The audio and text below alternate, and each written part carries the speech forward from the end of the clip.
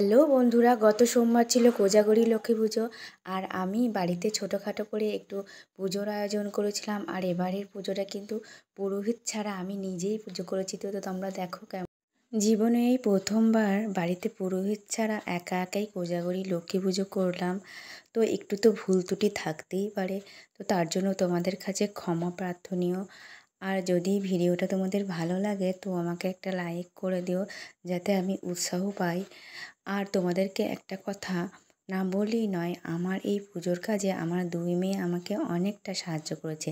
একজন আলপনা দিয়েছিল আর একজন আমাকে ভোগের লুচি, পায়েস, নাড়ু বানাতে সাহায্য করেছিল। কথাতেই আছে, দশে মিলে করি কাজ, হারি জিতি নাহি লাজ।